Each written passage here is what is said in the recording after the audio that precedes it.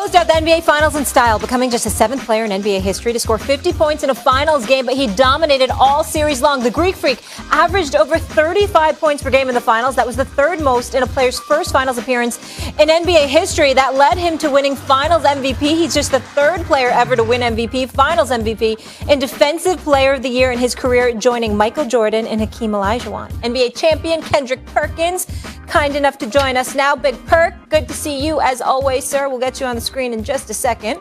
I'll get to you in a second, Perk. Stephen A., is this the best closeout performance in Finals history? It's right there. It's hard for me to eclipse Jordan's 45 because it was a game-winning shot. It was pressure. It was on the road against a loaded Utah Jazz team, and Michael Jordan delivered the goods. I got one of my boys, Champ, based out of Detroit. I'm about to block him for the entire summer because he thinks he knows basketball. Up, Champ? He's one of those guys. It's important to mention his name because he's so starving for attention when it comes to the sport of basketball. Kendrick Perkins, Max Kellerman, Molly. His name is Champ. He's based out of Detroit because it's so important for him to get recognition. He's just starving for it. That he texts me more than my daughters when it comes to the sport of basketball. Just an annoying ass person. I'm getting ready to block him for the whole damn summer. You do need sleep. By the way, these are his friends. I love him, but when you get on my nerves, you know how I am. Max can speak to that from a level of expertise. But it's just ridiculous. He's the same guy that had Mike. He said that he wouldn't even have LeBron James in the top 10. So his credibility just goes out of the window right there. All right, Champ. Come on, Champ. Get it together. Done. Champ's not even the top 10 contender. It's ridiculous. But at the end of the day, Michael Jordan being on the road, obviously that's a very, very big deal. Dropping 45, crossover, game-winning shot, epic, memorable, the whole bit. But Giannis was just so dominant last night. I don't think that any of us are in a position to look at an NBA Finals closeout game and say, oh, this performance was better or that performance was better. It might have been aesthetically better when you look at Jordan and the crossover and the pose that we still hold on to more than 20 years later, and stuff like that. Magic Johnson, filling in for Kareem Abdul-Jabbar, playing center against Caldwell Jones and Darryl Dawkins, Chocolate Thunder and people like that in the early 80s. We get all of that. But Giannis last night was so unstoppable. And to see him just shred all the critics, all the cynicism, the vitriol that was being thrown in his direction where people anticipated that, he was going to miss his free throws. If he had just made shots from the field, then that would be one thing. But to do it by hitting 17 of 19 free throws when the guy, just struggles to hit free throws so flagrantly so, that's the kind of stuff that seals the deal and makes you say, hey. Before I make my point. I can't put anything above it. Question. You got on me in the very first segment because when asked if he is the best player in the world, I said Giannis can't be just dismissed from the conversation. Push come to shove, I put him 3rd, but the title is disputed. Now, are you turning around and doing the same thing here? Or are you saying, yes, this is the best performance in a closeout game? Is it just in the conversation or is it, where do you rank it? I said to you that I can't put anything above Jordan's 45. Okay, so it's not the best. Kendrick Perkins, did I not say that? Did I not say that, the best? Okay, so it's not the best. I agree it's not the best. It is not the best. I feel the same way about this as I feel about Giannis's status in the league. I don't put it as number 1, but it's in the conversation. Let me tell you the ones that are better. You identified a couple. Magic Johnson, as a rookie, he was 19 when he entered the league that year, jumped at center and gave you 42, 15, and 7 in the finals. I can't put this above that. I just can't do it. Especially context matters. Everyone got hurt. Like, the Bucks were not going to be in the finals if the Brooklyn Nets weren't hurt. They were getting smoked. They would have lost in 3 if the Nets were healthy. They wouldn't even gotten to a 4th game. They were losing by 20-something points a game, and they didn't even have Kyrie and Harden. It was just one or the other of them. Come on. So like, context matters. You bring up Jordan's game, I don't have to go up. I don't have to go over that again. Let me give you the one that's actually number 1. Number 1 is Clyde Frazier, and I didn't see it, Stephen A. Maybe you did. I wasn't born yet. Clyde Frazier in the 69-70 season, it was his 1970 finals, went up because, as you always say, Stephen, a context matters. It wasn't that the team he was playing was lucky to get there or the Knicks were lucky to get there.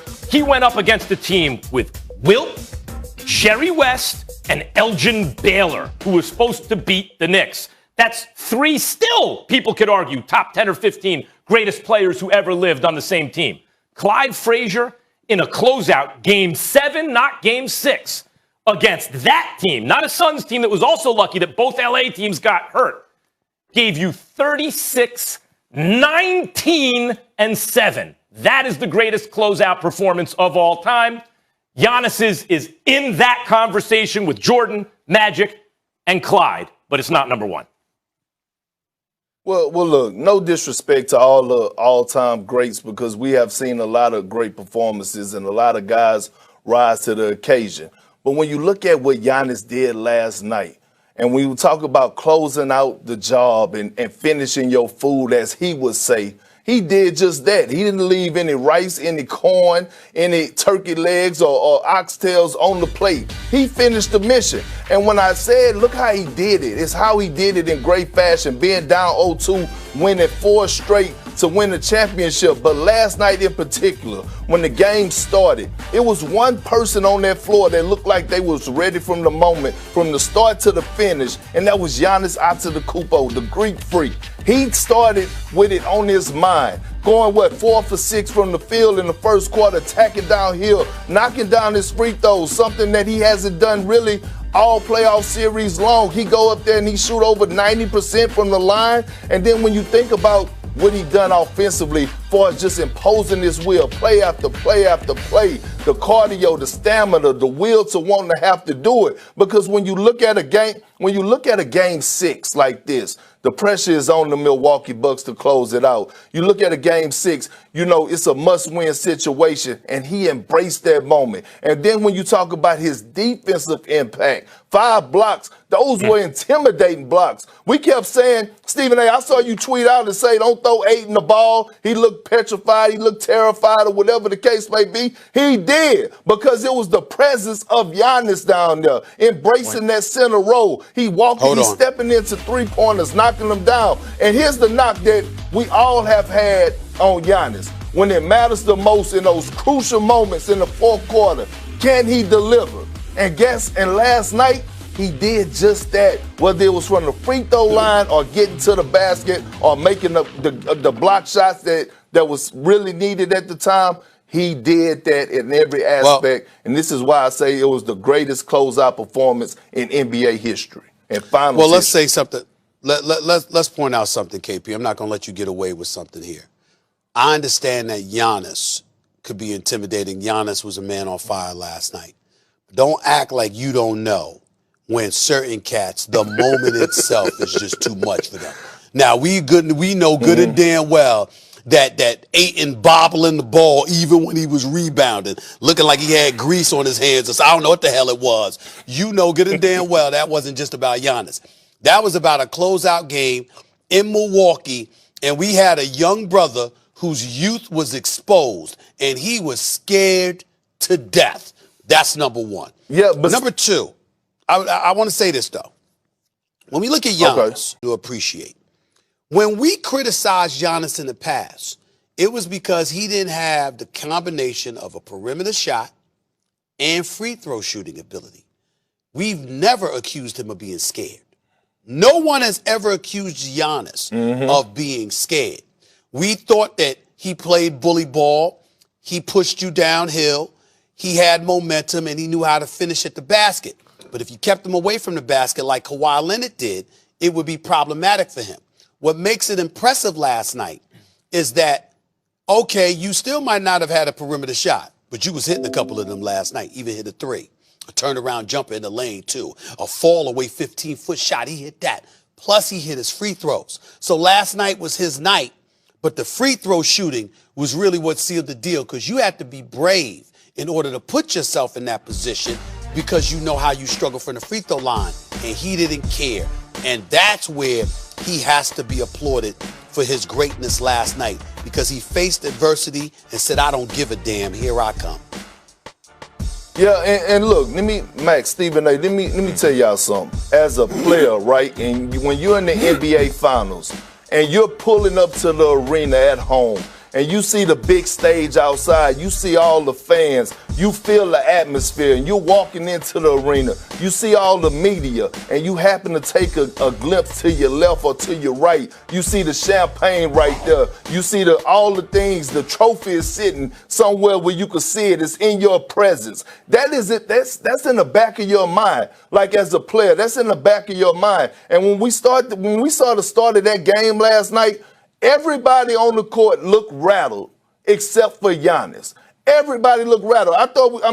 Honestly, I thought we was looking at a JV high school game last night. The way that guys were playing and clanking off the side of the rim and shooting air balls and turning over the ball. Everybody was doing that except Giannis. And for him to complete the mission with a 50-piece wing dinner spicy, along with those 5 blocks and dominating on the defensive side of things, it was just a hell of a performance. One of the greatest I've seen, the greatest. Perk, you just made the point I was going to make, so I'll just add this because everyone, I agree, everyone looked shook. The whole Phoenix Suns team, including Chris Paul, Devin Booker, looked tight early, right?